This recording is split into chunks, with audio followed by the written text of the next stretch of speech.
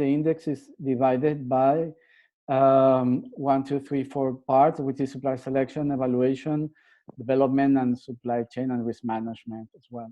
Okay, so I'm going to speak briefly about the topics, sharing my ideas or my knowledge with you. The first topic I want to discuss is the supplier selection. For me, supplier selection is a team approach. It's something that if you're going to introduce suppliers in your company, you need to share it with the people affected, which can be quality engineering, all the different departments.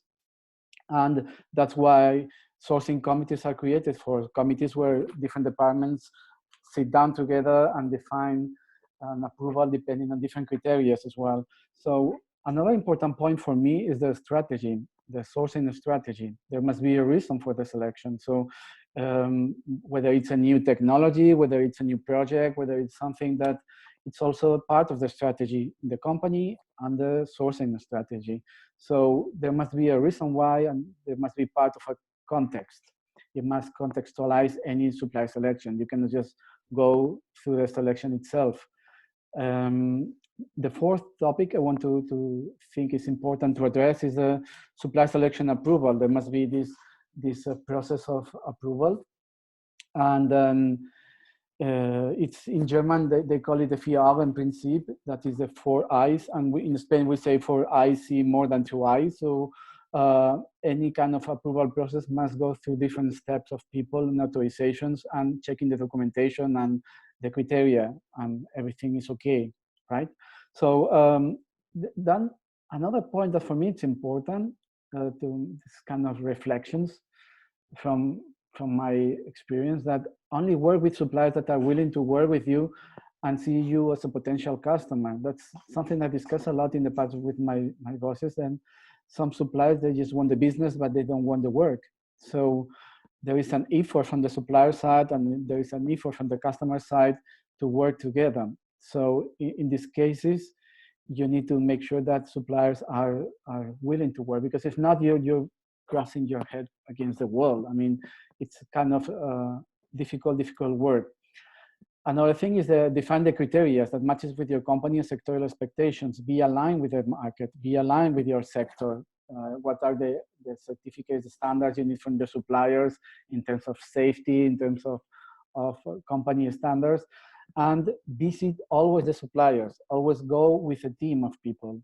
I mean, make sure that you go with other people. It's not only about the vier Augen-Prinzip, but also about that different point of view, helping and make you reachable the target of the visit. No, start the selection as soon as there is a need. You don't take decisions with the stress. Never take the decision in the last minute. I know it is difficult in the companies, but as soon as you smell, you know that there's something new happening, make sure that you start finding the right supplies for it, okay? And then the next topic is the time is now for contract. I mean, the time to sign contracts is the start of the supply selection, because not only you have the purchasing power to discuss them and so on, because the way supplier is reacting to the clauses and discussing the clauses with you, it will give you an idea of what comes next, what's going to be their relation with the supplier. If they are very negative and they're criticizing everything like cracks, then probably you're going to discuss everything in detail afterwards. So it helps you to understand as well. So the final topic is analyze the risk. It's all about the risk, always, according to the criteria defined, financial, contract, and so on. And then afterwards, make a decision and sign an approval. So it just define a process for it. That's, for me, the main topics of supply selection. The next idea is a supplier evaluation. Okay, we have a supplier already in our company, so we need to work with them. So we're going to start activities. So we need to evaluate. How we can evaluate? The first question you need to ask yourself is where you want to be in your sourcing organization in the next year. So what you're going to achieve, what kind of standards we want to have, because depending on that, you're going to take certain decisions or another. And not only that is important, as you can see, always the word strategy and the word sourcing go together, and the word risk as well. So not only the strategy is important, but also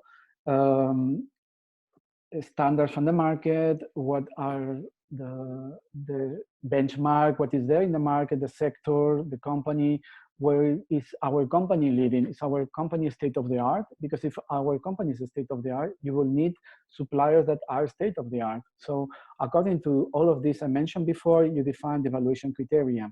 So it's important that everything is included this when you define the targets, because you need to define the targets to the suppliers and make sure you communicate them, okay? So in the end, you want to evaluate to achieve the ABC on the supplier evaluation. You know, the ABCs from sourcing is well known. It's 20% of suppliers are A, giving you the 80% of the volume. So similar to that, you have a very low amount of suppliers giving you problems. Then you have a medium, big amount of suppliers, not that much problems, and a small amount of suppliers, C, is giving you problems. So in the end, that is what you want. So if you make an evaluation and then you don't get C's, there's something wrong in the targets and the criteria, okay? And then I put here these comments. I think it's very interesting, this Excel versus BI versus web portals. When you start to create an evaluation process, we all end up doing Excels at the beginning. When you want to know big, quickly data, you make the Excels. Afterwards, you work with certain software companies, you get the BI, business intelligence, and then you can report. And then afterwards, you go to web portals, and then you can communicate. So it's important that information is managed correctly in your company for you and for your suppliers. And then I come to the next point for me, critical, and I apologize if I speak a lot and I speak fast, it's typical me. I'll try to summarize and I practice a little bit on this one. The next point is communication. Communication to the suppliers, to the people that you report, to the people that work with you, to the people down you, and also to the people that data belongs to them. So the people that are working day to day to the data, because you cannot have this helicopter view and then people working with that, they don't know if they're ABCs and suppliers contact them, but they work with them every day. So this must be all together in the supply evaluation. So communication is important.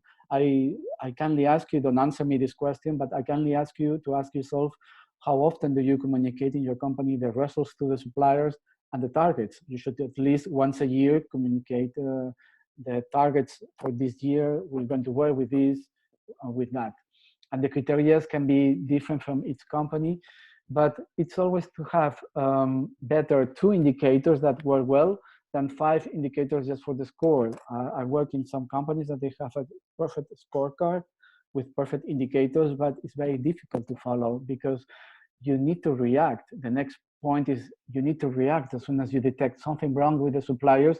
Don't wait until you come to the management, because your management is probably not waiting for problems, but waiting for actions and solutions. I think I remember one of my bosses was always telling me, you can come to me with problems, but I expect from you that you give me also a solution, and then we discuss together the solution. No?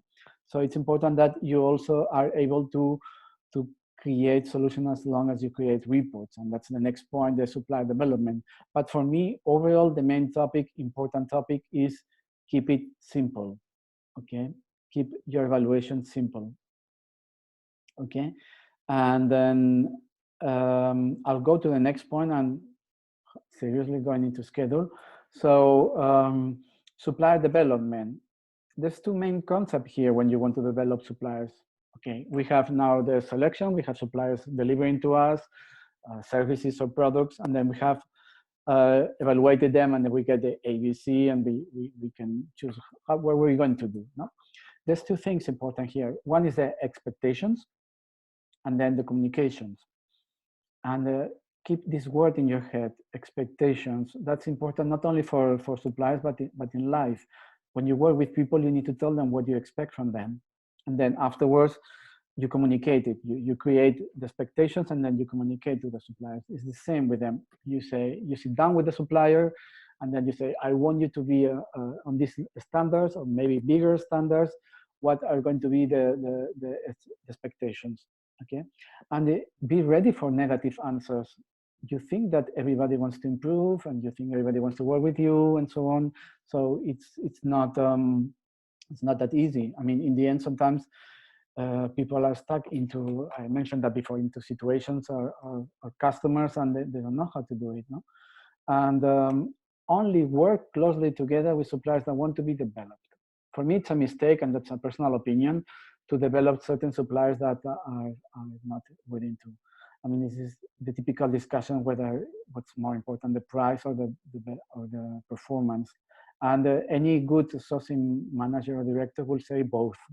So you need to work with suppliers that are able to give you the best performance with the lowest prices. That's clear to me. So that's the next point. Help your company to be a next level organization because you're fulfilling that. You're giving good prices and good suppliers. So you need to sit down, like I said, the targets with the supplier and need to follow up. You need to follow up. That's the most difficult thing is the easiest, sorry, I repeat, the easiest way is to sit down and say, we're going to do that. But afterwards, you need to work and then you need to achieve that with the suppliers. And for me, one important thing is transparency.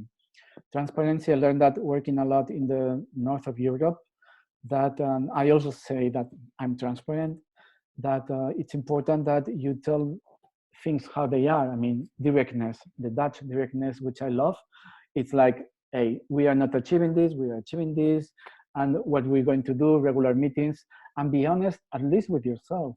I mean, and the organization, can we achieve this with the resources we have? One main of the topics is the resources. In most of the companies I know, there's always a fight or discussion for the resources. So that's why I always say, keep the B for E, not the C suppliers, because if you put a lot of resources in suppliers that are not going to be state of the art, but are going to be just average or just performing better, the question is why, no? There must be a reason for that, no? I mean, there's always you can work with the best or the worst. I'm giving you the standard concepts and recommendations. Afterwards, we all know reality is different. We might have to work with C suppliers to develop them, but at least be aware of the effort they're doing and share with them, and even share the price of it with the supplier sometimes to say, okay, this is costing me a lot and this is costing me this money. So compare always what is called the total cost of ownership. It's like, okay, you give me lower prices, but you're giving me this effort. At least share the cost of it with the suppliers. So supply evaluation number 7 is tough discussions and hard work. There's nothing more than that. And I say tough, not because you're fighting with the suppliers, because you're discussing and you're challenging suppliers to achieve a better performance, better level. And hard work because it doesn't come automatically, this improvement. We're talking about 6 months, 1 year development plans, no? So make sure, again, that you have the resources for them.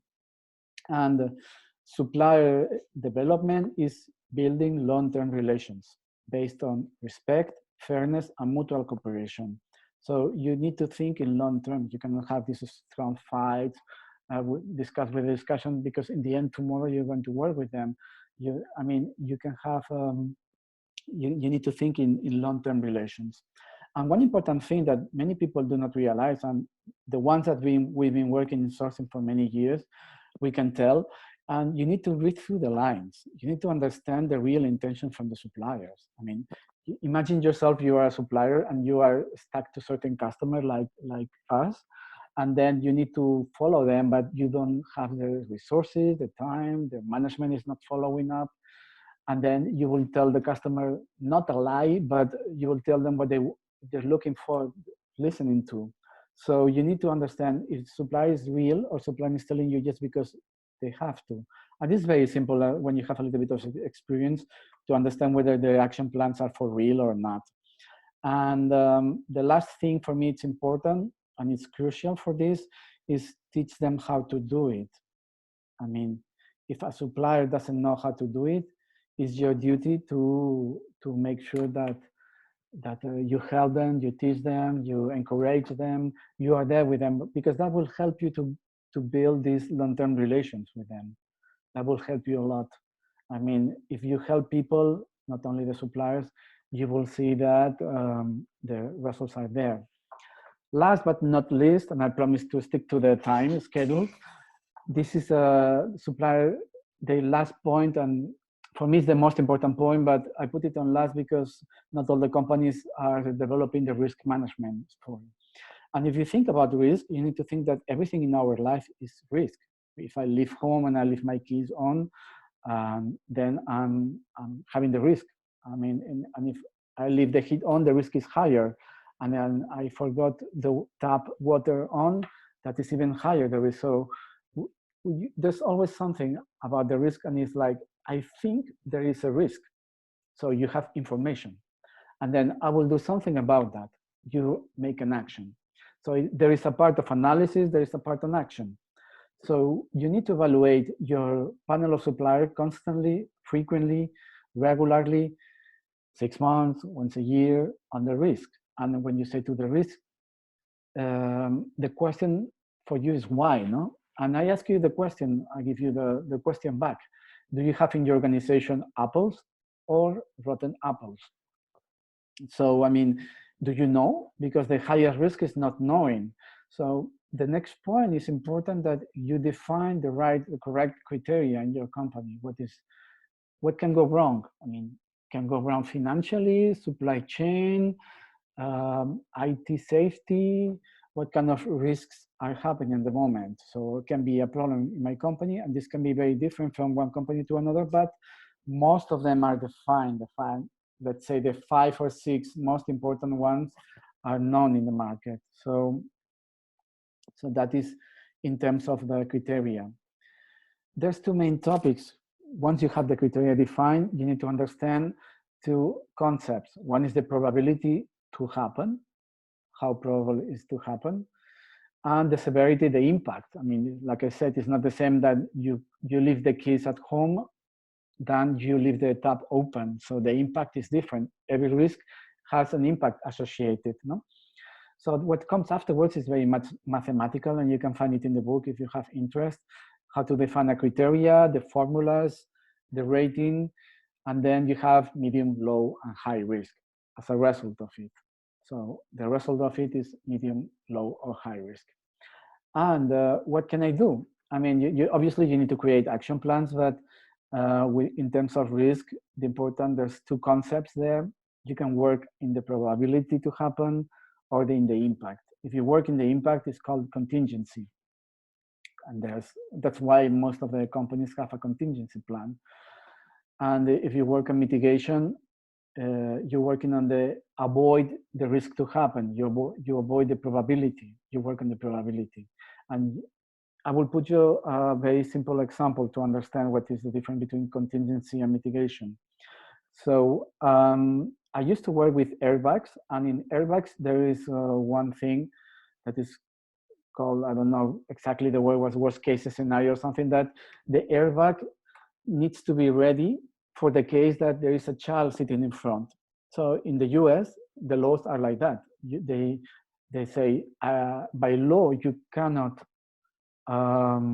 make a child sit in front, but in the case it happens, you need to be ready for that. So I remember we were defining the airbags exploding lower in the case that the airbags were exploding slowly, in the case that the child was sitting there not to brake on the child. And if I want to work in mitigation, what I'm going to do is not working on the airbag, but working on the seating to make sure that there is no possibility of a child to sit there. So that's for the high risk. Always work on the contingency and in parallel with the mitigation. Make sure that you avoid that to happen, and make sure that you work also on the impact on the risk. For medium risks, you need to work on the mitigation. And then, because it's very difficult, I forgot to say that it's very difficult to work on the impact, to change the impact of a risk. If I leave the tap open and the water is floating, I cannot change the impact. I mean, it will affect the customer. So it's very easy to work in the mitigation to avoid the tap to be open. No? And the last topic interesting for you is the living with low risks. I mean, there's a concept that not many people understand, that if you have a low risk, you can always live with that. I mean, if I have a heating at home I can forget it, but it's not affecting. The worst thing that happened is that I come home and the heating is high and the electricity is on. So that, for example, I can live with that. I don't have to check every time I leave that the heating is on. These kind of things are also in the areas of the companies evaluated as well. And finally, the last but not least, the recommendation is the worst risk is not knowing, and never underestimate the impact of any risk. So you need to make a good analysis in your company, and this must be going transversal in the selection process, evaluation process, even in the development process. You need to always think about what is the risk of the things that we are facing, because risk is everything in life. So, like promised, I finish on time my 25 minutes speech, and I'm here open if you want to share any question or things about the topics I discuss or the book or anything. I keep it always simple and so on. I'm going to share this presentation with you, and as well I'm going to share the YouTube, the webinar. Okay, so I'm going to stop recording.